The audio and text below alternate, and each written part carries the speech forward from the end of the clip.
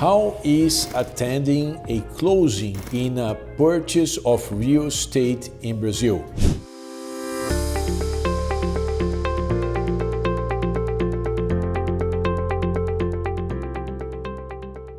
Hello there, my name is Luciano Oliveira. I am a Brazilian attorney. So you may attend a closing in person, or you may attend with a power of attorney. In other words, someone else would attend the closing on your behalf. And there is a third possibility now with e-notariado. You may even attend a closing remotely from your native country. However, for a power of attorney and e-notariado to work, all of those things, they should be handled early on during the transaction. That's not something that you're going to be able to choose a week or a couple of weeks before closing. This should be done early on in the process, ideally when you are about to sign the purchase agreement and you're going to have some advisory from a lawyer in order to get those things in place. Important to note, in Brazil, sellers, they are not going to sign the papers at closing unless they see the money in their bank account. It is a surprise,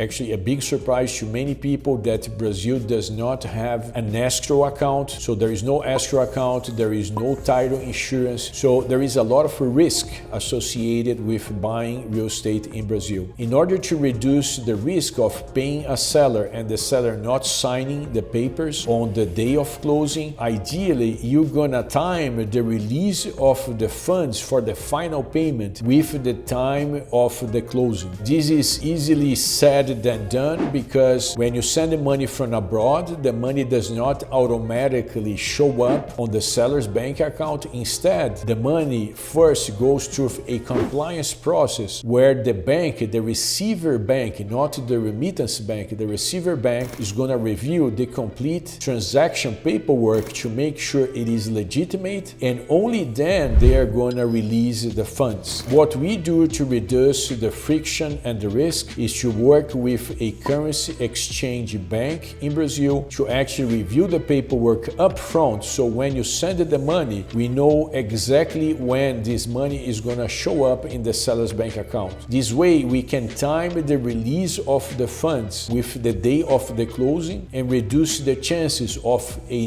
non-performer seller. Also important, if you are attending in person or if you have someone attending on your behalf, that the cartório has reviewed the papers that you're going to show on your behalf, such as a birth certificate if you're single, or a marriage certificate if you're married, as well as your passport and a proof of address if required. Usually towards the day of the closing, there is a lot of activities between the realtors, the attorneys, the seller and the buyer, and although you may well prepare for the closing, there is always some activities to be done in the last 2 days before closing. I hope this information was helpful. If it was, please like our video so other people can find this content. Thank you for watching us and follow us for more tips.